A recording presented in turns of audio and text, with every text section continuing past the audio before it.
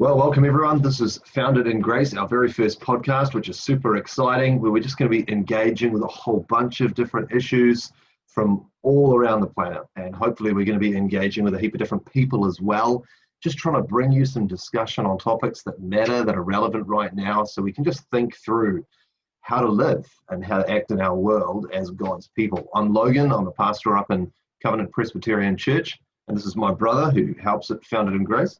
My name's Jeff. I'm the pastor of Wyndham Evangelical Church on the South Island of New Zealand, way down in the deep south, and it gives me great pleasure to introduce an old friend of mine, Dr. John Ling.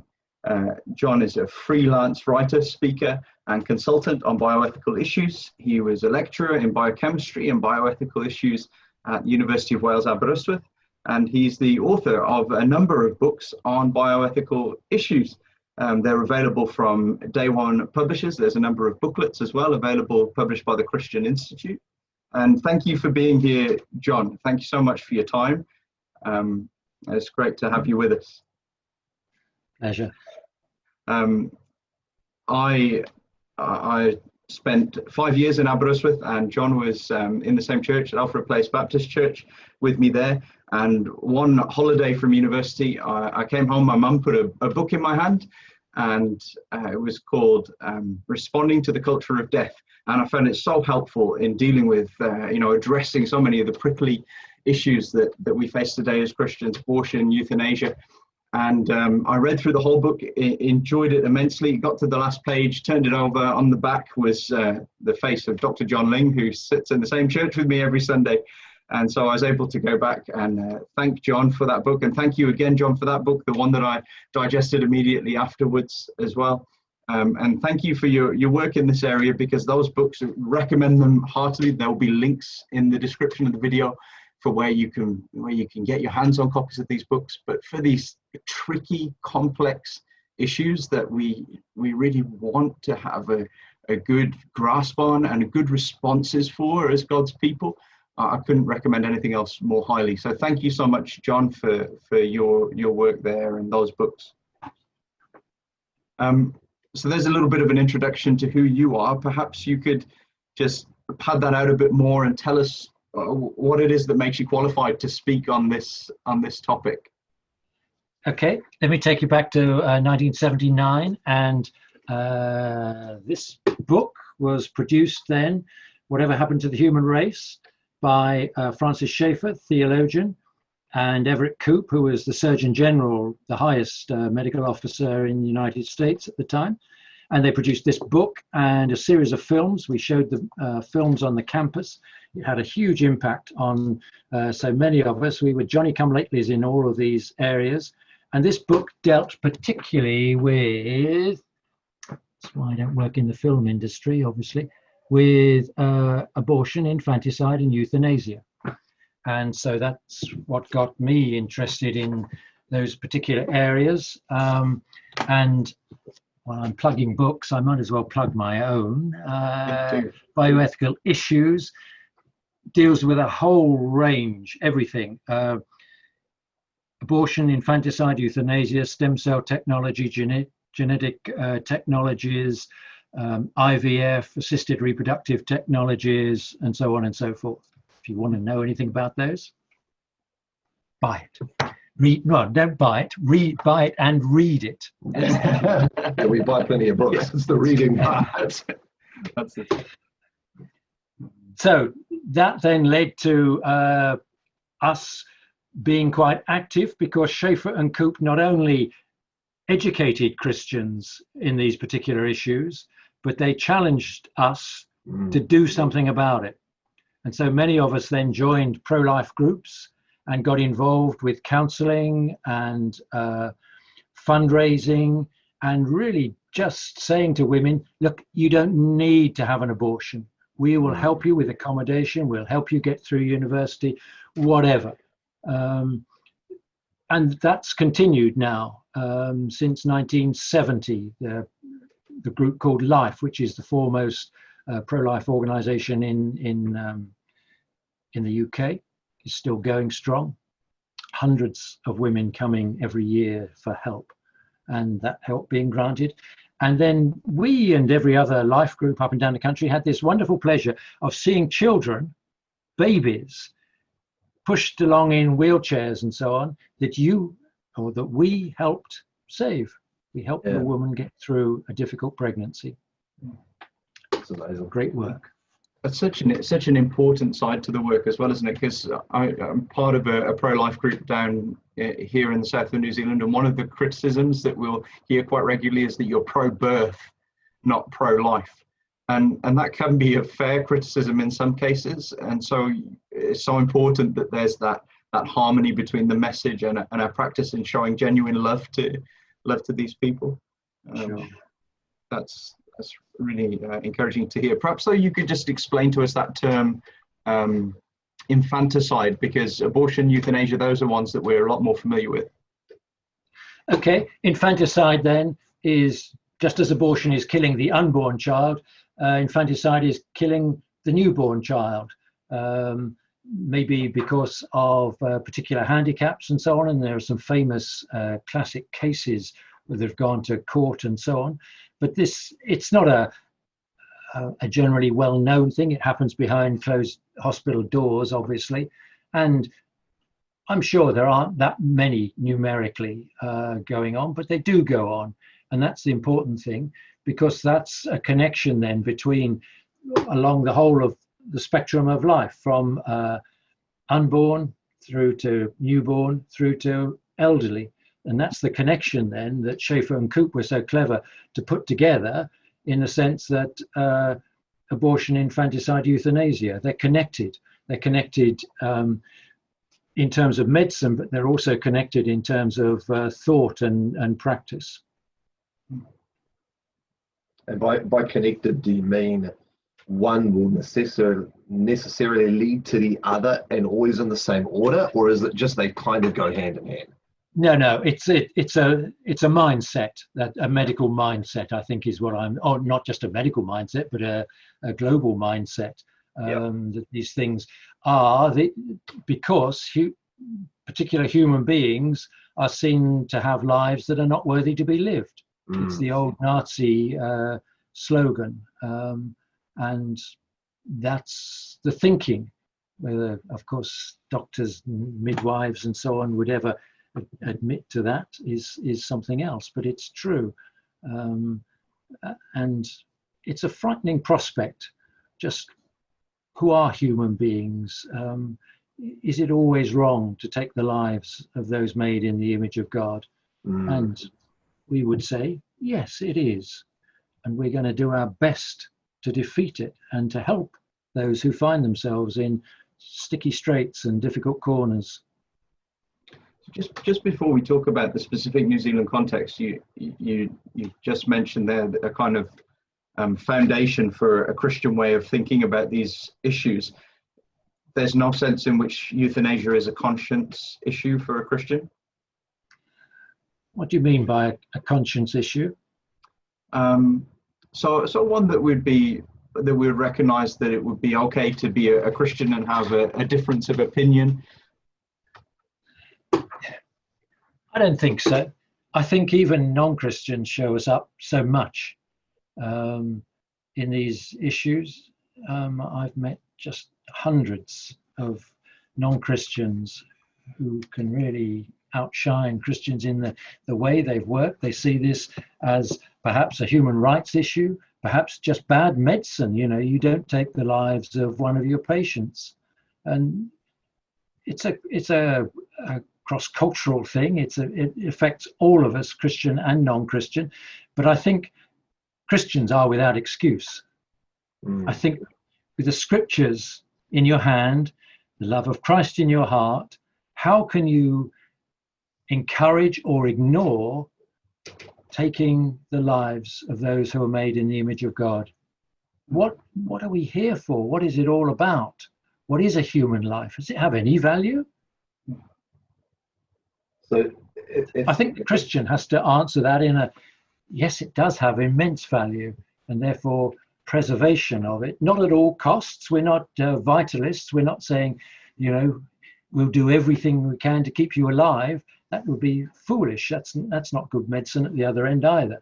But the deliberate taking of human life is the wrong thing. Yeah. So if for the Christian, that foundation, I think, is pretty straightforward for a lot of us, that foundation of the image of God. But we're dealing with a lot of non-Christians, especially in New Zealand. Well, Yeah. Is there a foundation which you can say this for the non-Christian could stand upon? Let me explain where human medicine even came from. If we go back 2,000 years, the foundations, the ethical pillars of modern medicine were based on two particular ethical pillars. One is the Hippocratic Oath, which was Greek in formation, and its outstanding aspect of it even to this day is that first, do no harm. It's primum non nocere. And that is, the Hippocratic Oath is still sworn by lots of medical students as they graduate. But it had a profound influence.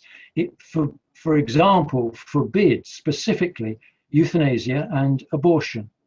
And then alongside that are the Judeo-Christian doctrines.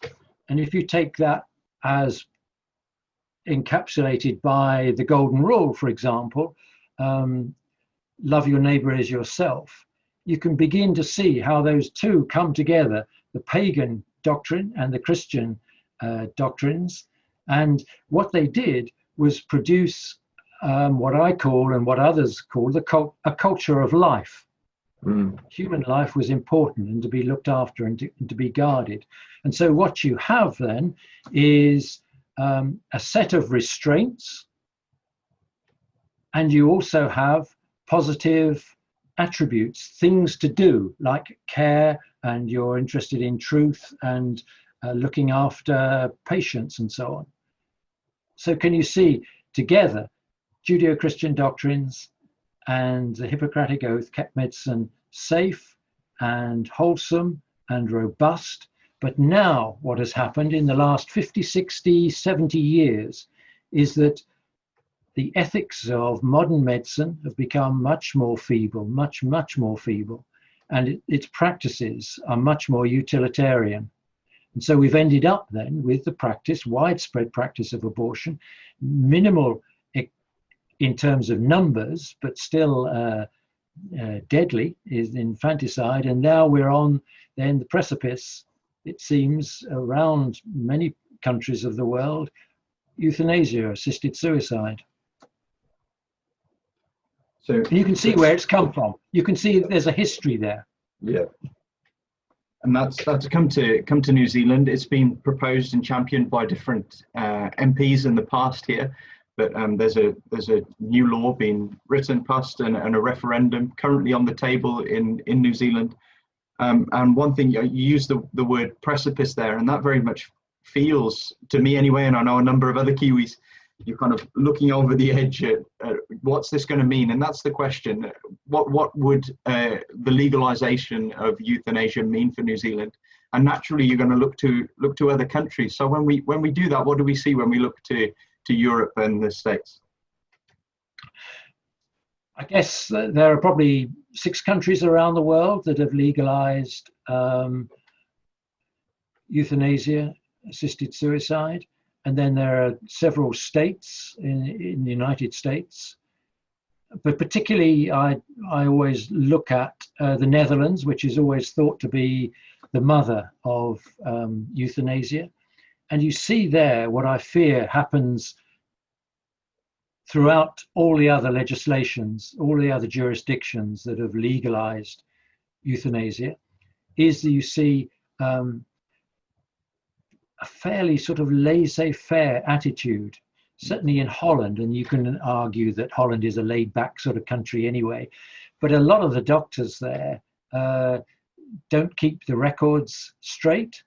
You see, in particular, a legislation that is not watertight, and I'll say something about that perhaps in a moment.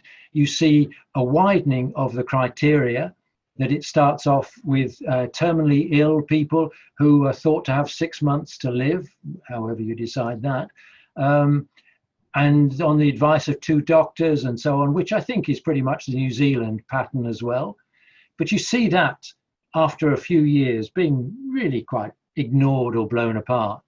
And certainly I'm fairly convinced now that it is impossible to write criteria, to produce a law that is sufficiently tight to protect those who are vulnerable. I don't think you can actually write in black ink laws and criteria that will allow perhaps a few people, but stop the floodgates opening. And I say that because I think that all bioethical issues are subjected to this sort of opening of floodgates, slippery slope, whatever argument you want to call it. You certainly see it in abortion. Yeah. And I think you're beginning to see it in other jurisdictions, but places like the Netherlands that have been committing euthanasia for some years, you see it most clearly. And even more so, perhaps faster down the slope has gone Belgium. It's now legal there for children to be aborted. Or in Holland, those who think they're tired of life, they've lived 70 years and that's enough. And you can be euthanized, you can be killed by a doctor. And in Canada as well, Canada is racing ahead. When you say, children can be euthanized, but surely the criteria for that are incredibly strict. Not particularly. It's not widespread, but they have to have permission from their parents. But it's written down. It's part of the law. It's part of the criteria that were never thought of 20 years ago when Holland was producing its law of euthanasia. But it widens and widens. Who is protected? Yeah. Yeah. You may ask yourself, where's it safe in Holland to grow old? Yeah. Now somebody will come back at what you've just said, John, with the example of the state of Oregon in the US, where the law has remained a lot more consistent. How would you respond to that? I'm not exactly sure. I'm not an expert on what's gone on in Oregon, and it does seem as though it's a quieter setup. Maybe it's the psyche of the Oregons on the west coast there. But certainly, if you go a few miles above to Canada, and the laws are kind of similar, Canada's gone rampant in producing a widening of the law. Oregon is perhaps an exception to the rule, but the rules are clear enough.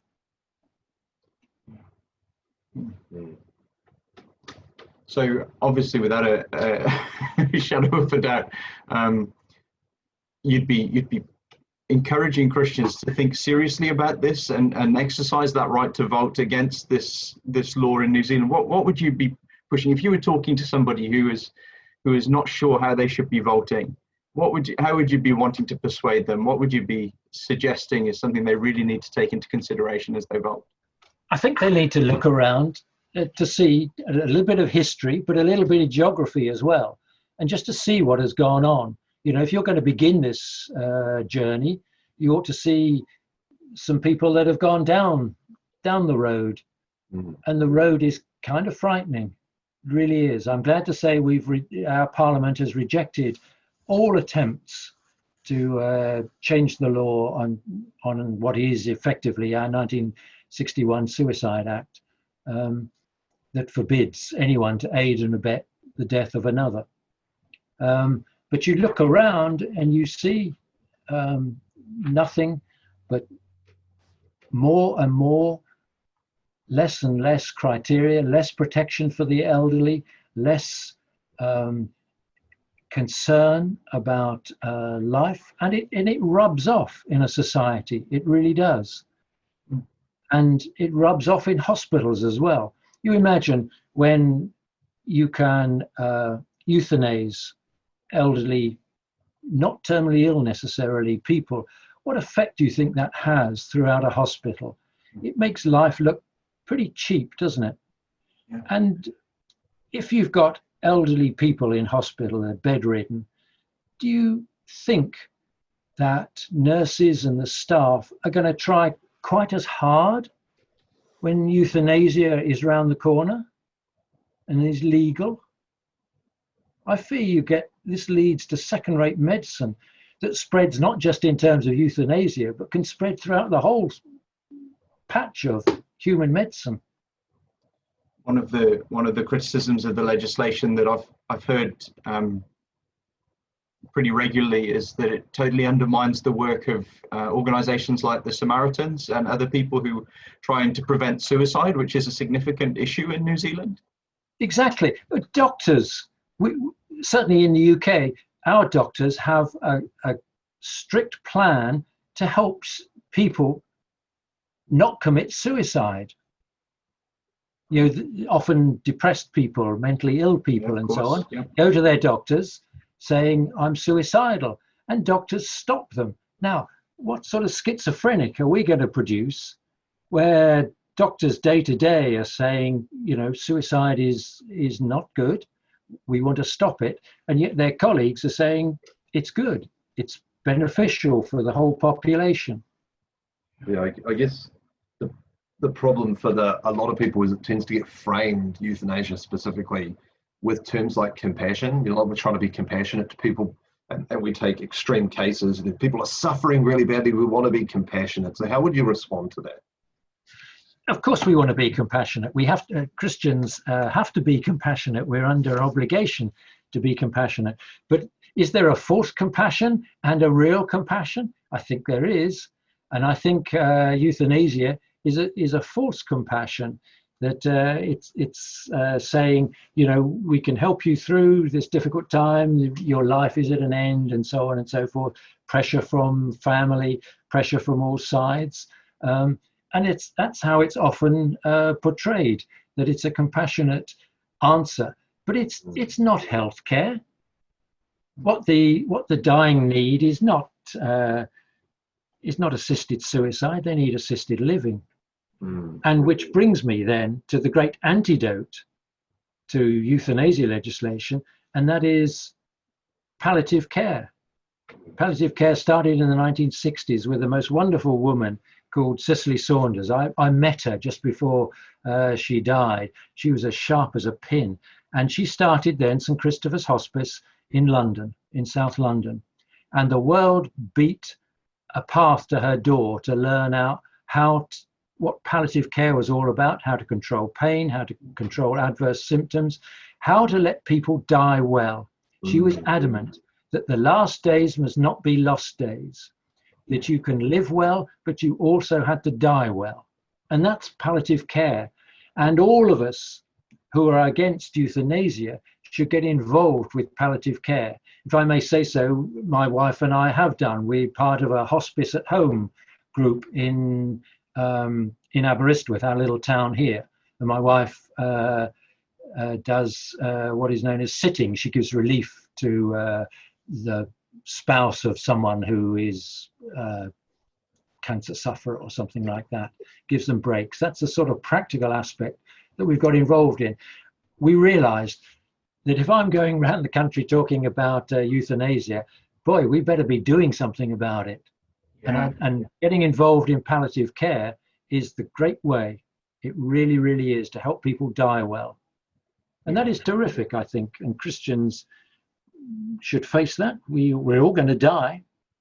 We have extras, of course, in the sense that Christ has promised to be our amicus mortis, our friend in death, that he'll be there on our deathbed. But non-Christians need a lot of help and a lot of encouragement so that they too can die well. Surely it's a much more wholesome and beautiful message, isn't it? That your last days, they're not just worth snuffing out, and your life isn't just worth snuffing out, but there's something to be preserved and saved and honoured, and that's it's a much sweeter message. Let me encourage anyone who wants to know more about that sort of thing to find out something about Cicely Saunders. She's written loads of books, and they're all really quite fascinating. She says, for example, in your last days, make sure you sew up all the edges of it of your life, that those people you've offended, you ask their pardon. Those people who you've not got on with, you go to them, or you communicate with them, and so on. And make sure that you're communicating with doctors and nurses when your loved one is on their deathbed, that you keep things going, that you become a brick, that you keep the communication going. There are just so many things to learn. It's but it's so important if you want your loved one to die well, and if you want yourself to die well. These are terrific things that can be taught in churches so easily. Yeah, I know as a pastor, you often have I call it the privilege of sitting with someone as they go to glory. But I guess, so if I think about that from the flip side, is there a cost to this for the family who go through family members taking euthanasia as an option? Oh, without doubt. It's assisted suicide. It's like a suicide. We all know people who have committed suicide, and we never really get over it. And in many ways, we've been too hard with suicidal people who've committed suicide, and yet we've been too soft as well. It's very difficult to get the balance, I think.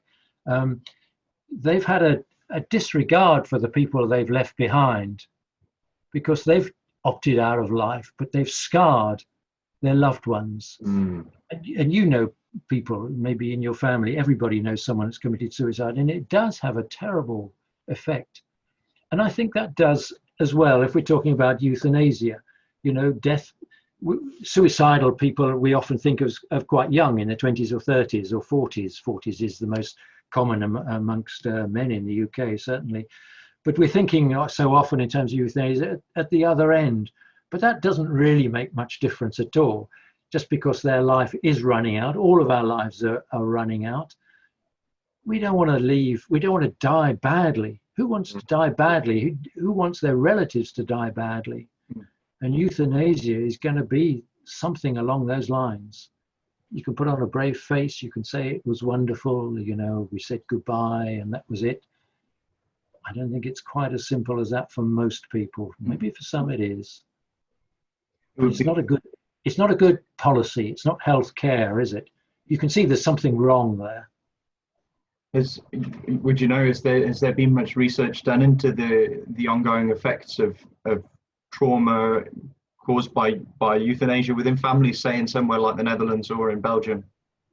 No, I'm not aware of the particular corpus, but I am aware of individuals who have had bad experiences. And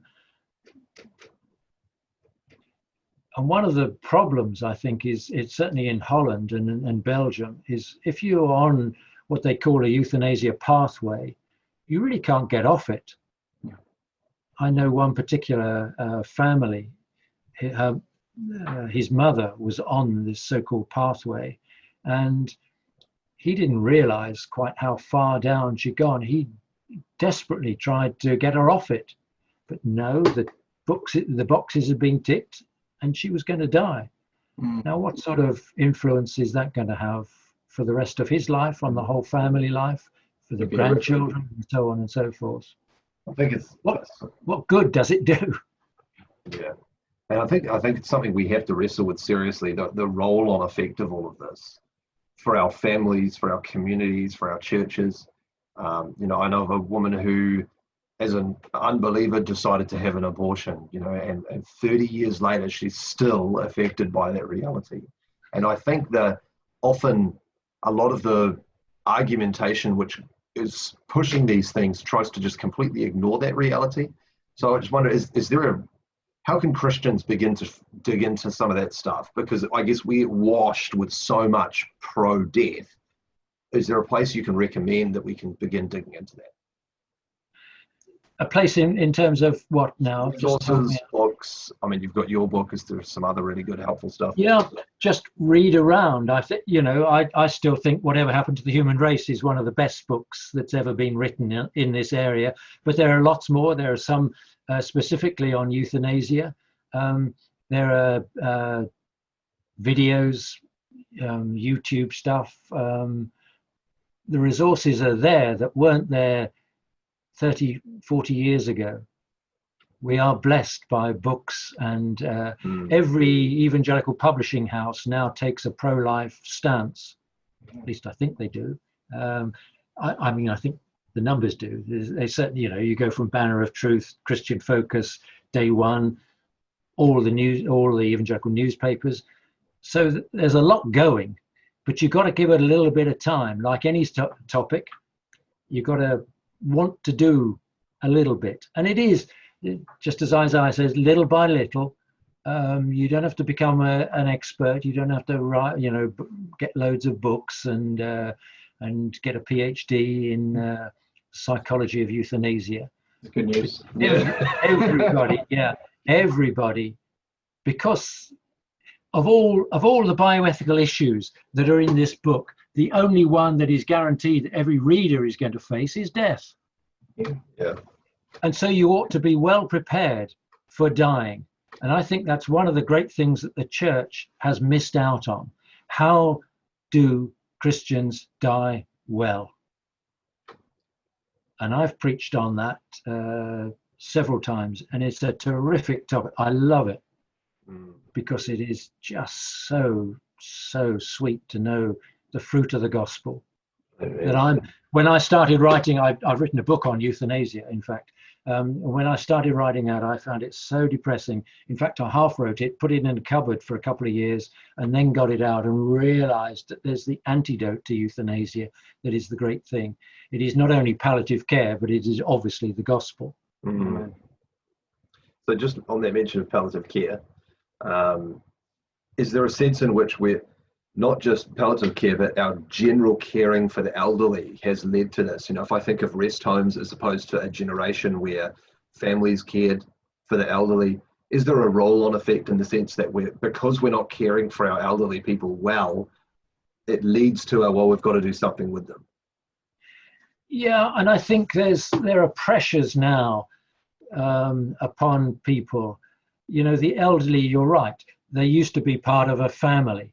Now they're often separated geographically, but also psychologically they're separated. Families, it's not all sweetness and light. Yeah. But I think in terms of the Christian outreach, we can do so much in this area, and the elderly deserve our thanks and our gratitude and our time and our energy and our money. Yeah. Mm. We're going to be there one day. That's right. Wouldn't it be nice if our grandchildren just love to look after us or whatever? But I wouldn't want to necessarily rub people's conscience to think that that's how it has to be. My mother lives 200 miles away from us. It's just how life has become. But we do video and Skype, and she's in a terrific home, and the church that she belongs to sends all the sermons, and they visit and they pray with them and the other residents and so on. So it's a terrific one, and that's part of all sorts of things we can do. We can make care homes better. There is not a care home in the world, I suspect, that would say no to a gospel service. Mm. Or a Bible study, or a prayer and praise, or a sing-along. These old people know hymns. Yeah, that's certainly still the case in New Zealand, and our church gets to do a regular rest home service, and it's such an opportunity. And I think what you've just said about the church supporting your mother local to where she is a great way for us to engage with this issue and to show some love for the elderly, especially. They must feel vulnerable anyway a lot of the time, and then to have legislation like this on the table, I mean, what does it say about the value of life when it's a hurting life and it's an older life? I want to come back to something you were just saying though, John, about the gospel being the antidote.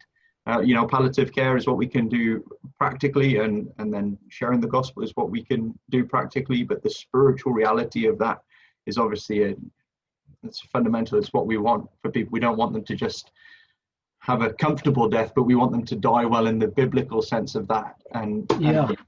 And so that's a way in which the church can approach this issue evangelistically, and perhaps even use it as an opportunity for the gospel. Is there anything more you'd have to say on that? Perhaps on an individual level, how can Christians use this contentious issue, as it's so relevant and happening right now? How can we use that to speak about the Lord Jesus and to speak about life with people as they contemplate death? Well, it's going to certainly bring up what people think, what you Kiwis think is the value of life. Mm. And where does the value of life come from? Is it just for 70 and 10? Or is there more than that? And people are uneasy. Euthanasia makes people uneasy, whatever. And I think when that occurs, you have an opportunity then to speak in all sorts of strange environments.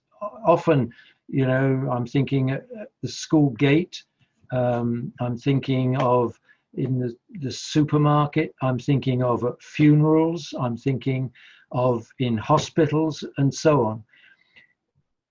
I've spent a lifetime not taking all the opportunities I should have done, and I regret that. And so I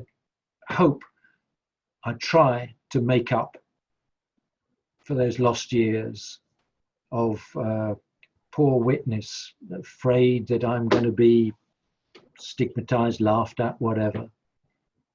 Yeah, it's a great challenge, isn't it? What are we here for, men? What are we here for?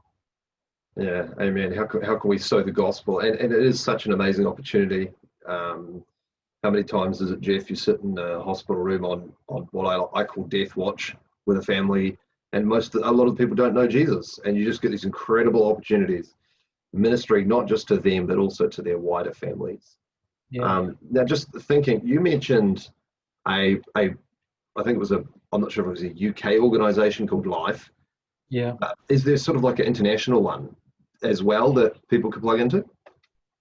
There are, but we've always found, well, I say this, and you'll understand this, that the Americans tend to take over and think there's only one way to do it, the American way. And we've had the Americans over in the UK, and they're fine. I spent 2 years in America and had the most wonderful time as a student.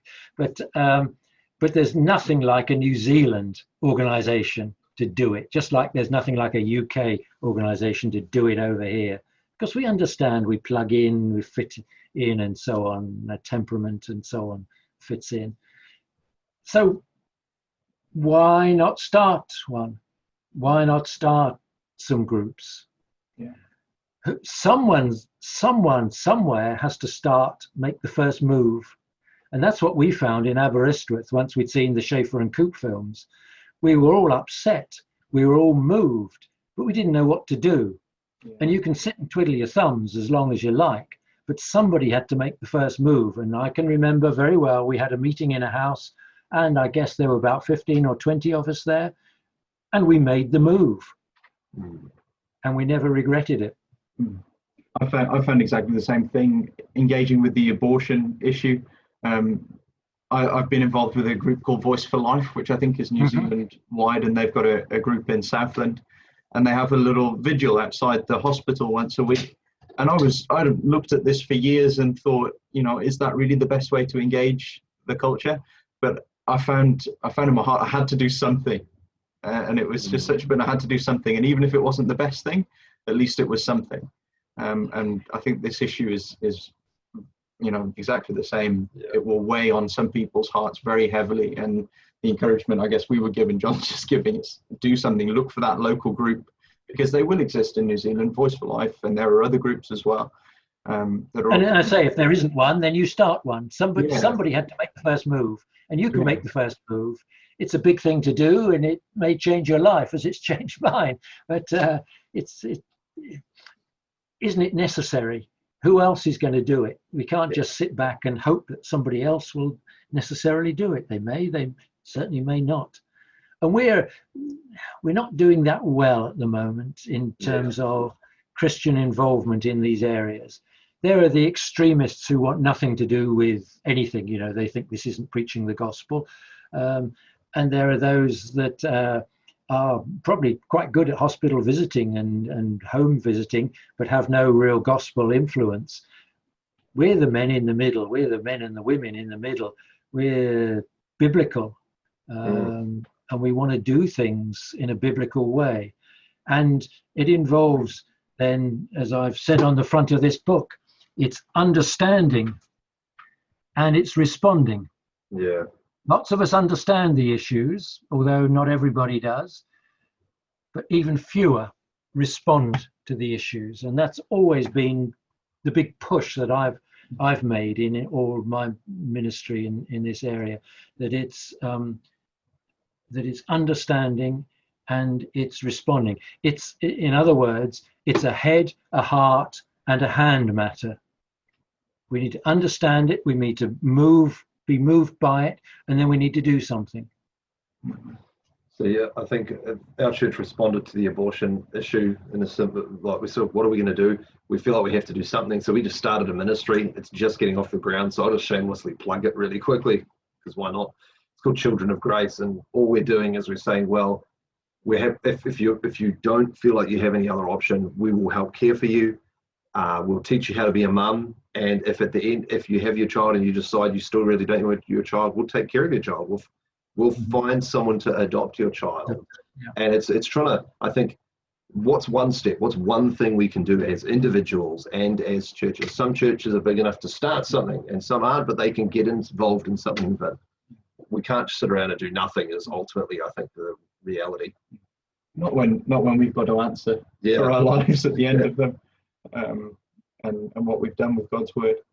Look, I'd like to wrap this up because we've already taken quite a bit of your time. There's one kind of area I'm reluctant to leave it on this point, so maybe I'll ask one more question after this. But as we engage people, one of the challenges and one of the things that people will be afraid of is the response that you'll get, and sometimes the arguments that we hear in favour of euthanasia can be quite persuasive, or certainly very emotive, and perhaps the most prevalent one would orbit all around choice and rights, and we'll hear things like, you know, who are you in good health to say that the person who's in severe pain shouldn't have the right to choose to end their life, or don't I have the human right to end my life? How do you kind of engage that and challenge that kind of thinking? Okay. There's a lot of unpacking to do here, but I won't. I'll go straight into it. It seems there is no right to life. Certainly in Europe, it's been attempted at the highest courts, and there is no right to life. But if some people think there is, and then there's the corollary of that, of course, is the axiom of that is there's a right to death, and therefore why can't I? It's my life. It's my choice.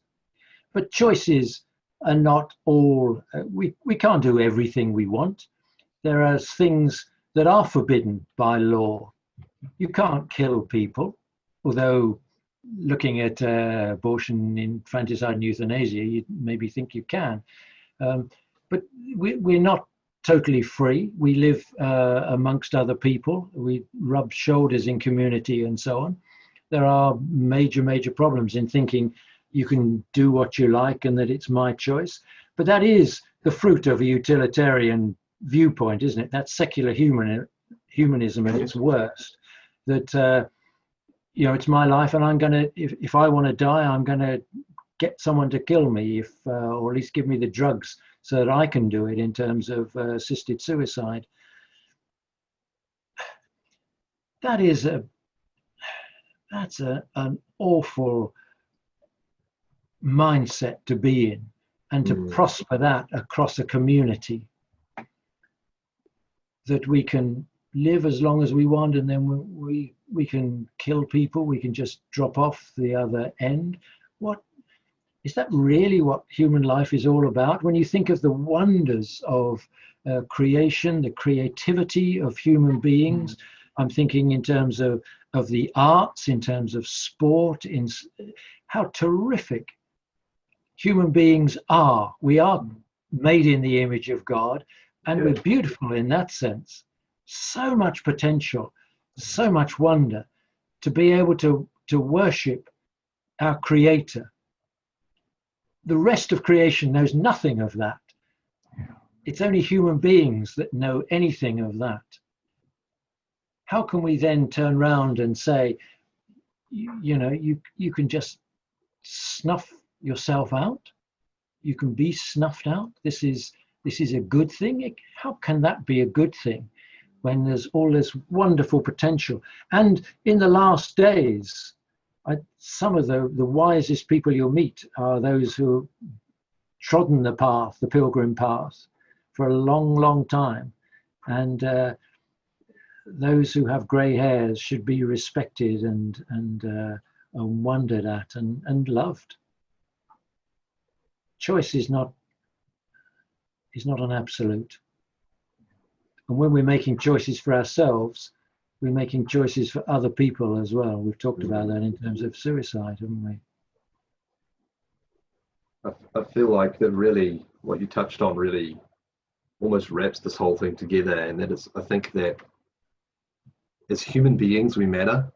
And it comes back to this foundation of being image bearers, that life is not something just to be thrown away when it's not convenient. Because as human beings, we've been made fearfully, we've been made wonderfully, we've been made beautifully, and we've been made for a purpose. And God has a purpose for our life. And so I think that's one of the huge engagement points.